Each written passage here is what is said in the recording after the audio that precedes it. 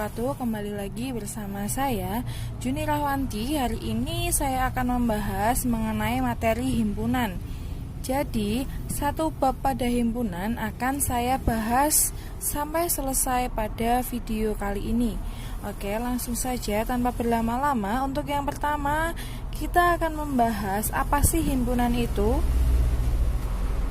Jadi, himpunan adalah sekumpulan benda yang dapat didefinisikan dengan jelas. Artinya harus jelas nih, antara satu orang dengan orang yang lain mendefinisikan dengan sama. Contohnya, himpunan hewan berkaki 4. Antara saya dengan kalian itu sama, bahwa hewan berkaki 4 itu ya sapi, kucing, kerbau, harimau, dan lain sebagainya.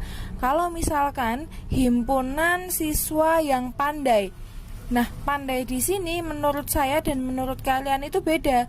Mungkin menurut saya ini kurang pandai, tapi mungkin menurut kalian saya ini pandai. Nah seperti itu.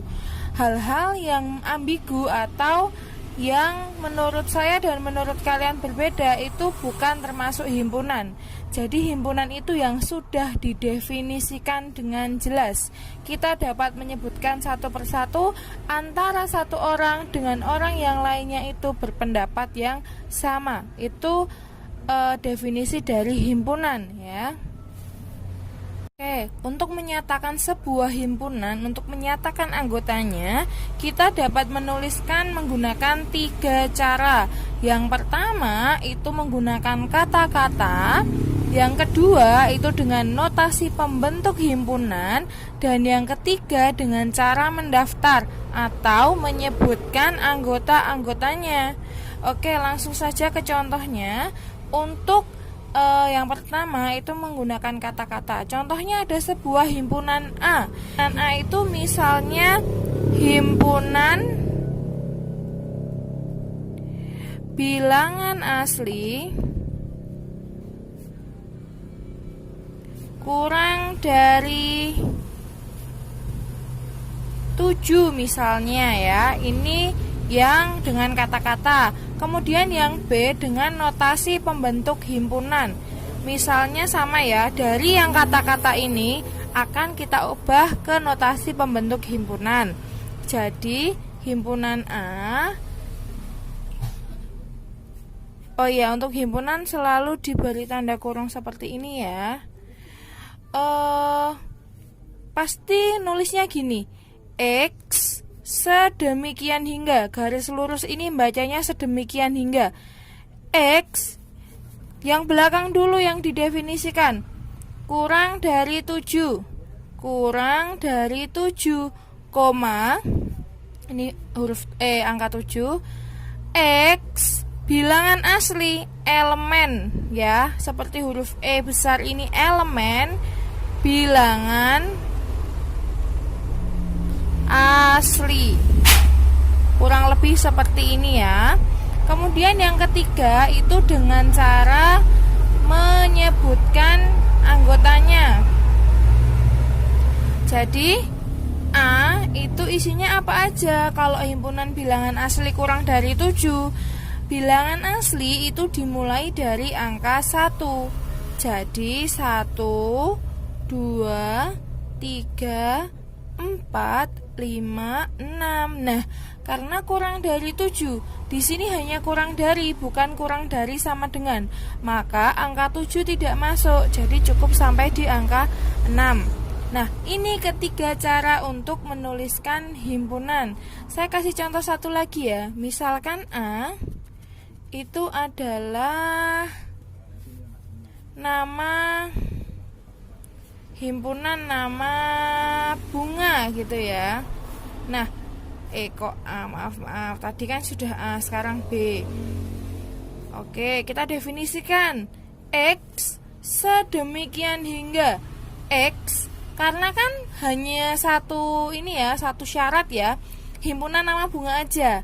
Berarti langsung aja elemen nama bunga.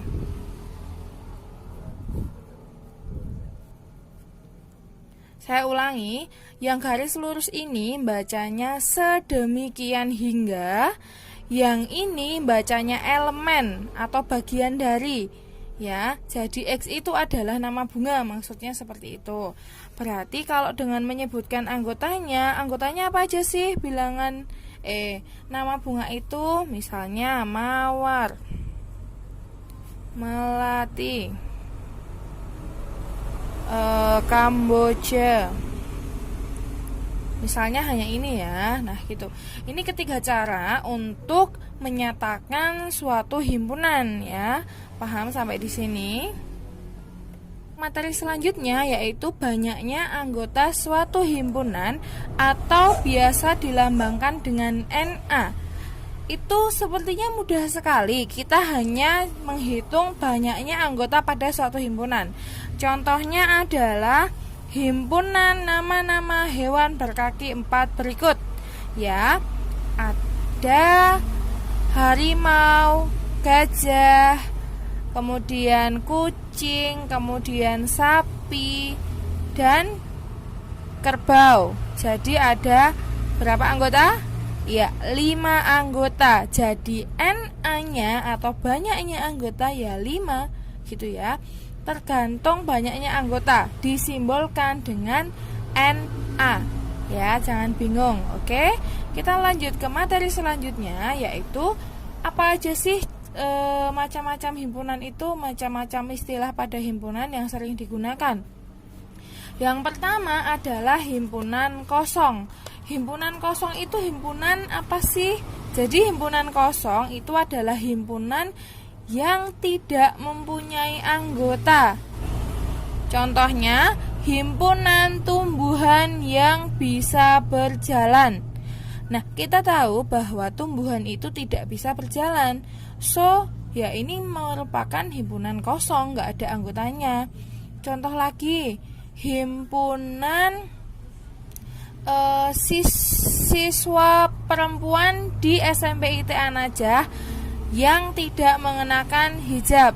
Ini juga himpunan kosong karena semua siswa yang putri itu menggunakan hijab ya. Nah, beda lagi dengan himpunan 0. Yang kedua himpunan 0 ya, langsung masuk. Jadi, himpunan 0 itu beda dengan kosong. Kalau kosong kan nggak ada anggotanya. Kalau 0 itu ada anggotanya, yaitu angka 0. Contohnya, himpunan bilangan bulat di antara negatif 1 dan 1. Di tengah-tengahnya negatif 1 dan 1 itu berapa? Ya 0. Nah, itu dinamakan himpunan 0. Sekali lagi, himpunan 0 itu adalah himpunan yang anggotanya hanya bilangan 0 gitu. Selanjutnya yang ketiga itu himpunan yang berhingga. Himpunan berhingga itu kalau secara gampangnya adalah himpunan yang ada batasnya. Jadi dia itu tidak ada titik-titiknya ya, kalau lebih mudahnya gitu. Contohnya adalah himpunan seperti ini. Misalnya ada himpunan A, itu isinya adalah 1, 2, 3 sampai 10. Nah, batasnya adalah 1 dan 10. Dia batas minimalnya 1 dan maksimumnya 10. Contoh lagi, ada himpunan nama-nama bunga berikut ini. Itu kan nggak ada titik-titiknya di sebelum atau setelahnya. Nah, titik-titik itu artinya dan seterusnya. Lah, kalau ini nggak ada, berarti himpunan ini berhingga. Ya, hanya anggotanya hanya yang tertuliskan di situ. Kita bisa mencari NA-nya dengan jelas. Nah, kalau himpunan selanjutnya itu himpunan tak berhingga, itu himpunan yang tidak ada batasnya. Jadi, dia ada titik-titiknya. Titik-titiknya itu bisa di depan, bisa di belakang, atau bisa keduanya. Sekali lagi, titik-titik itu artinya dan seterusnya. Contohnya, himpunan semua bilangan genap. 2, 4, 6, 8, 10, titik-titik-titik. Artinya itu bisa diteruskan sampai berapapun, sampai tak terhingga. Jadi untuk himpunan yang tak berhingga ini kita sulit untuk menentukan NA-nya karena belum pasti, belum jelas dia nggak berhingga begitu. Jadi yang bisa ditentukan NA-nya atau jumlah anggotanya itu himpunan yang berhingga, yang tidak ada titik-titiknya begitu ya. Oke, himpunan tak berhingga sudah, kita lanjut ke himpunan semesta.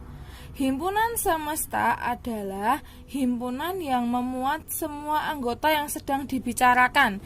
Jadi, kalau diibaratkan, misalnya kita membicarakan kelas 7 Al-Ma'mun atau Al-Mu'awiyah, berarti semestanya adalah siswa di SMP IT Muhammadiyah An-Najah. Kalau kita membicarakan SMP IT Muhammadiyah An-Najah, kita semestanya adalah sekolah di Kecamatan Jatinom, contohnya ya. Nah, contohnya seperti ini. Kalau ada himpunan kucing, kambing, ayam, nah berarti itu bisa semestanya himpunan hewan, bisa semestanya himpunan hewan ternak.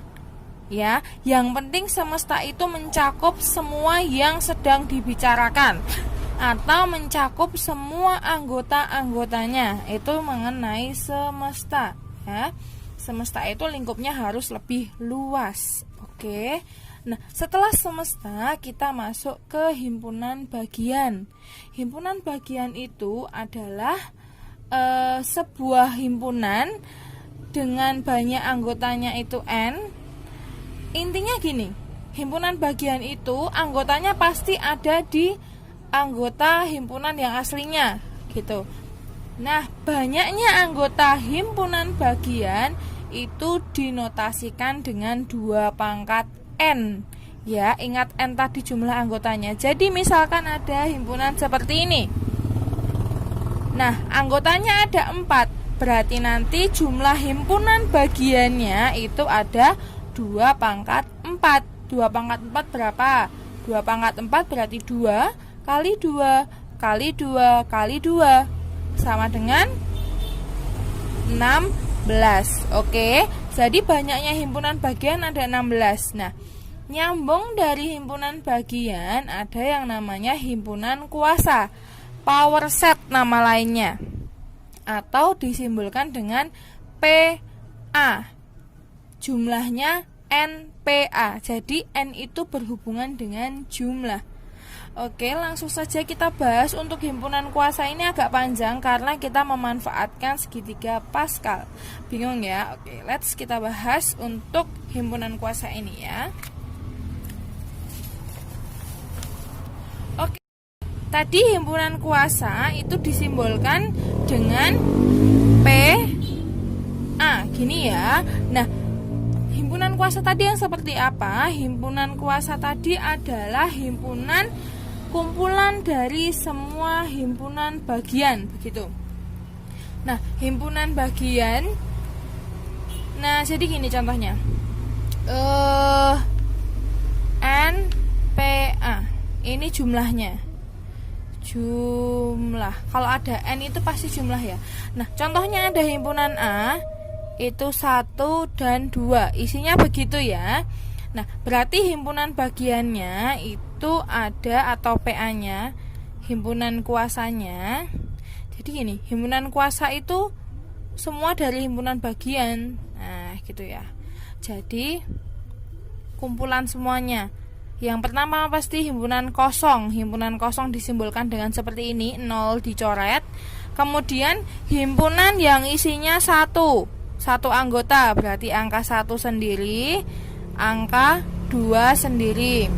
Nah, kemudian himpunan yang anggotanya 2, 1, 2. Selesai, karena ini hanya anggotanya ada 2. Berarti ada berapa NPA-nya? 1, 2, 3, 4. Ada 4. Begitu ya. Coba kita buktikan. Tadi rumusnya himpunan bagian apa? 2 pangkat N ya. 2 pangkat N. Jadi 2 pangkat N nya berapa? 2. sama dengan 4 ya. Sama ya. Jadi sebenarnya penyebutan himpunan bagian dan himpunan kuasa itu sama. Kalau saya biasanya itu paling sering menggunakan himpunan bagian, pun di soal nanti banyak keluarnya himpunan bagian. Jangan bingung ya. Di soal itu jarang kok keluar yang himpunan kuasa itu. Untuk selanjutnya kita masuk ke segitiga Pascal. Segitiga Pascal itu sangat berguna di himpunan bagian. Oke, kita belajar cara membuat segitiga Pascal dulu ya. Segitiga Pascal yang namanya segitiga ya, bentuknya nanti seperti segitiga. Puncaknya hanya angka 1. Setelah itu layar kedua kanan kiri kita tulis angka 1. Layar ketiga kita kasih angka 1. Nah, tengah-tengahnya ini kita tambahkan 1 tambah 1 2. Pinggirnya kasih angka 1 lagi. Ini juga pinggirnya kasih angka 1. Ini ditambahkan berapa? 3. Ini ditambahkan berapa? 3. Pinggirnya kasih 1. Intinya pinggir kanan dan kiri itu dikasih angka 1. Ini 1, ini 4, ini 6, ini 4, 1. Yuk lagi 1, 5, 10, 10, 5, 1. Oke, nah ini digunakan untuk apa sih? Ini digunakan untuk mencari banyaknya himpunan bagian. Nah, misal ada suatu himpunan A itu 1, 2, 3, 4, 5, 6, 7, 8. Oh, jangan banyak-banyak ya. 1, 2, 3, 4, 5. Ini aja, 5 aja wis. Maaf. Nah, 5. Kemudian soalnya berapa jumlah himpunan bagian yang beranggotakan 2, misalnya seperti ini. Nah, caranya gimana? Nah, kita menggunakan konsep segitiga Pascal. Oke, urutannya atau ini baris pertama itu ketika himpunan dipakai ketika himpunannya kosong. Ini ketika 1 anggota. Jumlah ininya ya, N-nya ini ya. Ini 2 anggota. Ini 3 anggota. Ini 4 anggota. Ini 5 anggota. Dan seterusnya. Nah, seperti ini ya. Nah, ini 5 anggota dan seterusnya seperti itu. Nah, kemudian ini juga sama. Ini untuk N-nya, untuk N A. Nah, kalau yang di sini, yang di bawah ini untuk soalnya urut juga dari depan ini himpunan kosong. Ini 1 anggota, 2 anggota. Ini 3 anggota, 4 anggota, 5 anggota gitu. Nah, seperti ini. Nah, karena ini N-nya ada 1, 2, 3, 4, 5, makanya yang kita pakai yang N-nya 5. Baris ini. Kemudian yang ditanyakan beranggotakan 2. Baris ini kita lihat 0, 1, 2. Ada 10. Jadi jawabannya adalah 10. Kayak gitu. Jadi segitiga Pascal digunakan untuk soal-soal seperti ini. Dan soal-soal seperti ini itu sering banget keluar di UTS maupun PAS. Jadi dipelajari gitu ya. Oke, kita sudah selesai mengenai macam-macam himpunan tuh kayak gimana. Sekarang kita masuk ke submateri selanjutnya, yaitu mengenai diagram Venn. Oke, selamat menyaksikan. Jadi diagram Venn itu adalah sebuah diagram yang menggambarkan hubungan antar himpunan. Begitu ya. Nah, jadi biasanya diagram Venn ini kalau di soal itu nggak cuman satu himpunan, karena hubungan antar himpunan jadi biasanya 2 ataupun 3 himpunan begitu. Contohnya langsung aja, misalnya ada himpunan A dan himpunan B. Himpunan A itu isinya misalnya dari 1 sampai 5. Nah, himpunan B itu misalkan isinya bilangan genap 2, 4, 6, 8. Nah, misalnya gini aja. Menggambar diagram Venn itu yang pertama kita menggambar kotak dulu untuk keluarnya. Di pojokan sini kita kasih kotak kecil, ditulisi S atau semesta. Artinya semua kotak ini mencakup semesta. Nah, ada 2 lingkaran nanti yang A dan B. Kita lihat dulu, adakah yang sama, angka yang sama? Nah, ada nih, angka 4-nya sama. Kalau ada yang sama berarti lingkarannya itu memotong. Nah, seperti ini. Yang di tengah-tengah ini artinya dia punyanya A dan juga punyanya B, sama. Ditulisnya 1 kali aja. Yang sama tadi angka 4. Berarti yang di sini itu selain angka 4. 1, 2, 3, 5. Berarti yang di sini 2 dan 8. Seperti ini cara menggambar diagram Venn ya. Oke, lanjut. Sekarang kita masuk ke operasi pada himpunan. Ada gabungan, ada irisan, ada komplement, dan ada selisih. Oke, kita bahas satu persatu. Yang pertama itu adalah gabungan. Nah, gabungan itu disimbolkan dengan huruf seperti huruf U. Oke, dari soal ini. Gabungan. Jadi gabungan itu adalah menggabungkan antara A dan B. Artinya 2 himpunan itu kita tulis semua isinya, tapi yang sama kita tulis 1 kali. Urut tapi ya, angka 1 ada, angka 2 ada, ditulis 1 kali aja. 3 ada, 4 ada, 5 ada, 6 ada, 7 ada, langsung ke 8. Nah, begitu untuk gabungan. Ditulis semua yang sama, ditulis 1 kali. Yang kedua, irisan. Modelnya balikannya gabungan. Nah, irisan antara A dan B. Irisan antara A dan B. Irisan itu yang ditulis hanya yang sama. Tadi kita sudah bahas yang sama hanya angka 4. Nah, jadi A irisan B hanya angka 4. Oke, kemudian yang ketiga itu adalah selisih. A dikurangi B. Nah, ini kita fokusnya ke yang A dikuranginya B. Jadi yang ada di B itu nggak kita tulis. Fokusnya di yang depan, fokusnya A. 1, di B ada nggak? Oh, nggak ada, ditulis. 2, oh di B ada nih, nggak boleh ditulis. 3, di B nggak ada, ditulis.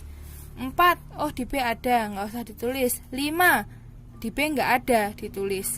Jadi fokusnya itu yang depan ini ya. Untuk yang keempat itu komplement. Nah, kalau komplement itu kita memerlukan semesta. Misalnya di sini semestanya itu dari 1 sampai gini, 1 sampai 8. Nah, A komplement itu angka C di atas. Maksudnya gini, A komplement itu berarti selain A. Ya, berarti A komplement itu selain A. Jadi selain A tapi masuk ke semesta. Ya, selain A berarti 1, selain 1, 2, 3, 4, 5. Di semesta selain 1, 2, 3, 4, 5 berarti 6, 7 dan 8. Kalau B komplement berarti selain B. Oh, 1 B nggak ada, 2 B ada, 3 B nggak ada, 4 B ada, 5 B nggak ada, 6 B ada, 7 B nggak ada, 8 B ada. Nah, ini yang dinamakan dengan komplement. Kalau bahasanya itu namanya selain gitu. Oke, itu sudah selesai. Langsung saja kita masuk ke permasalahan atau soal-soal cerita yang sering keluar di soal PAS maupun PTS ya. Oke, misalnya soalnya seperti ini. Dari sekelompok anak, 28 anak senang membaca. Oke, misalnya soalnya seperti ini. Dari sekelompok anak, 22 anak senang membaca, 28 anak senang bermain musik, 20 anak senang membaca dan bermain musik. Tentukanlah banyaknya anak dalam kelompok tersebut. Nah, langkah pertama, kalau soal cerita biasanya saya langsung membuat diagram Venn untuk lebih mudahnya. Tadi ada 22 anak senang membaca. Berarti 22 itu senang membaca. Kemudian 28 senang bermain musik.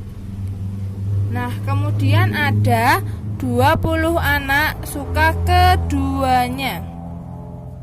Kalau ada yang keduanya ini pasti bentuk diagram Venn-nya memotong kayak tadi. Nah, gini, ini ada semesta, ini ada musik dan membaca. Nah, langkah pertama kita tulis dulu yang keduanya, otomatis yang keduanya. Ya, kalau ada yang tidak suka kita tulis di luar, tapi karena nggak ada yang tidak suka keduanya, langsung kita tulis keduanya di tengah-tengah, 20. Oke. Nah, yang membaca tadinya kan ada 22 nih. 22 kalau di sini sudah ada 20, ini hanya sisanya. Berarti sisanya 22 kurangi 20. Ada 2. Nah, yang suka musik tadinya ada 28 nih. Karena udah kepake di sini 20, jadi tinggal 8. Oke, totalnya ada yang suka musik, yang hanya suka musik itu ada 8, yang suka keduanya itu 20, yang hanya suka membaca ada 2. Beda ya, yang suka membaca sama yang hanya suka membaca. Kalau yang suka membaca itu bisa jadi dia itu nggak cuma suka membaca tok, bisa jadi dia juga suka musik, suka olahraga gitu. Tapi kalau yang hanya suka membaca, berarti hobinya hanya satu, ya membaca tok. Di sini yang hanya suka membaca ada 8, yang hanya suka musik ada 8, hanya suka membaca ada 2, yang 20 suka keduanya. Jadi totalnya ada 30. Ada 30 siswa di kelas itu. Begitu ya. Contoh-contoh yang lain bisa kalian cari referensinya di Google ataupun yang lain, ataupun di buku panduan, di buku panduan di sekolah kalian. Kalau misalkan kalian bisa, silahkan kalian coba untuk mengerjakannya. Soal cerita itu sering banget keluar, sering banget entah di PTS, PAS, ulangan harian gitu ya. Nah, kalau misalkan kalian menemukan soal yang tidak bisa, silahkan langsung menghubungi saya. Bisa menanyakan via Japri, via WA, email, Instagram, dan lain sebagainya. Nanti insya Allah akan saya jawab. Itu saja mengenai pembahasan panjang kali ini mengenai himpunan dari depan sampai akhir ya. Maaf karena keterbatasan waktu, hanya satu soal cerita yang kita bahas di pertemuan kali ini. Sekali lagi, selanjutnya jika kalian menemukan soal cerita yang susah, silahkan menanyakan ke saya via Japri begitu. Terima kasih yang sudah memperhatikan sampai akhir, yang sudah menyimak. Semoga ilmunya bermanfaat, semoga dapat diterima dengan baik. Jangan lupa like, subscribe, comment, and share. Terima kasih. Wassalamualaikum warahmatullahi wabarakatuh.